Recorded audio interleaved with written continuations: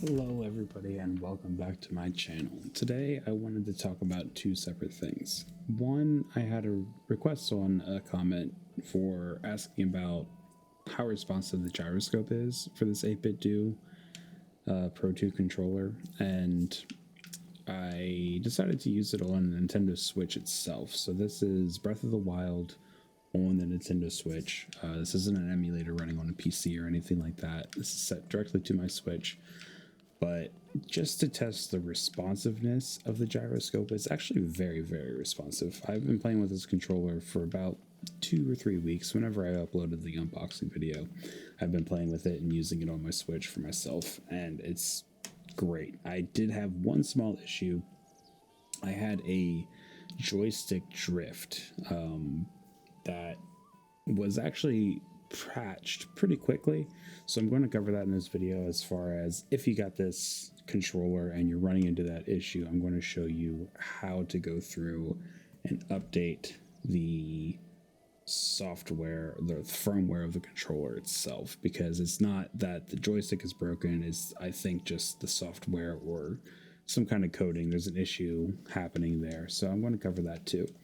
But first I want to just cover how the controller responds, how it feels. Feels very, very good. I have not taken up the time for the Switch, at least, to address these two buttons here in the back and assign them to anything. I haven't found any use for it yet, but I'm sure that I will.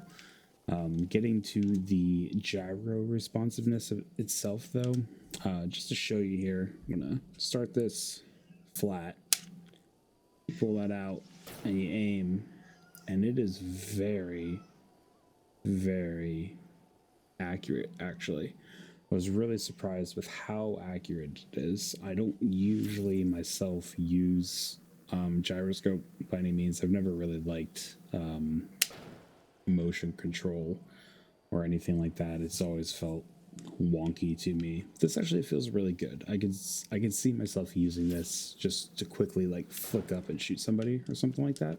If you're running around in this game, it will get a little jittery.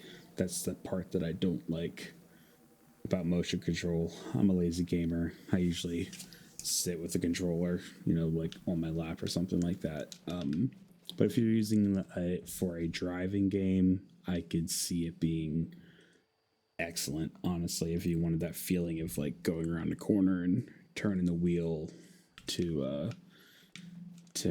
have that immersive experience, I could really see this controller itself working great for that. Actually, it would be really, really good. So that's my take itself on the gyroscopic feature, on how the controller feels. I said in my unboxing about how I had this version, this is the Pro 2, so it's technically the second version of this style of controller, and I had the first one, and it feels exactly like the first one. It feels really, really good. I expected that. This company, 8bitdo, is incredible in the quality of the product that they make. Now, moving on to upgrading the controller itself. The issue that I was running into, if you bought this controller early on, maybe you pre-ordered it and it showed up right away, honestly, in the next 3 or 4 months, maybe even more, of making this video, you're going to get the software that they loaded onto this controller, and you might run into this issue. I had some joystick drift issues going on. It wasn't that the joystick itself was messed up. Whatever controller inside of the controller, like the actual like input output controller, if you were, say, running left and spamming a button like A, if you're running up to, I was playing Harvest Moon or Pioneers of Olive Town, I was trying to get into boxes and stuff like that, running up to it, spamming A up to something that you're going to interact with, when you would stop letting, like if you were holding left on the joystick and spamming the button, when you got into whatever inventory or did whatever and you let go of the joystick, it was like it was still reading the joystick as being active. I don't know if that makes sense or not, but that's what it felt like to me. All you had to do was sort of hit some other buttons and the drift went away all of a sudden. But it seems like 8bitdo, the company, probably got enough complaints about this and they patched it really, really fast. It was within, I noticed it, and probably 2 days later, they had a patch for it. So I'm going to show you how to go about actually fixing that issue and any other issues that may have arisen since this video is made. So if you go to the 8bitdo website, I'll have a link in the description to get directly to this page. You just want to click on the Windows or Mac OS download.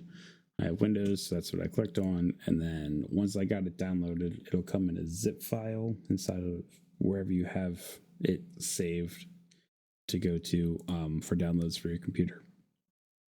Mine is just the regular downloads folder. It'll come in a zip file. You need to extract that. I put it into just a random folder on my desktop that I called new folder.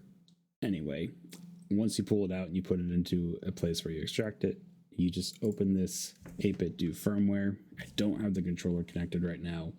I actually have it set to the switch. It does have to be set over to the switch over to the X. X is for Xbox or Microsoft. Once it's set to the X, the PC will recognize it. If you're using Mac, I think you need to set it to the A on the controller for Apple. But once it's set to either Apple or Mac, you plug the controller in, launch the software. It says here that there's a firmware update. You just click on that and then click update.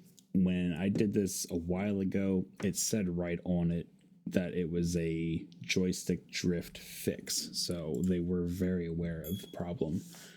And I imagine, at least for the next year or two, they're going to stay right on top of it. They did that with the last version that I had, just updating and patching and fixing everything that they possibly can.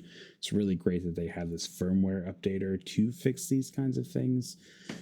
A lot of controllers that you buy third party don't. You just sort of, which paid for is what you get, and any flaws that come with it are the flaws that you get.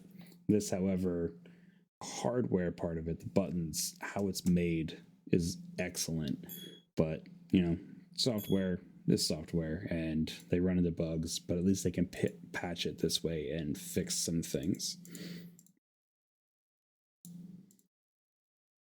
So there you go. You can see if you click on the log, this was just a factory firmware.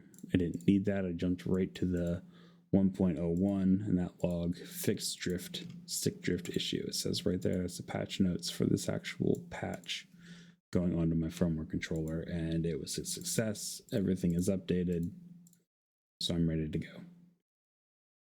Thank you all so much for coming to this video. If you have any questions, just leave them in the comments. I'll try to answer them as best as I can. I enjoy answering tech tips, questions, anything like that. I'm a big tech savvy guy. So any questions that you have about this controller, anything else, any video recommendations you would like to see, just let me know. I'm an avid gamer. If you want to check me out on my Twitch, you can go to my Twitch. It'll be in the description. I also have my Twitter linked in there. And I'll try to keep loading some more videos up on this YouTube channel. I want to do more unboxings, but I need to find some stuff to unbox. If you have any recommendations for that, just go ahead and let me know. Hit the subscription button, hit the bell. And until next time.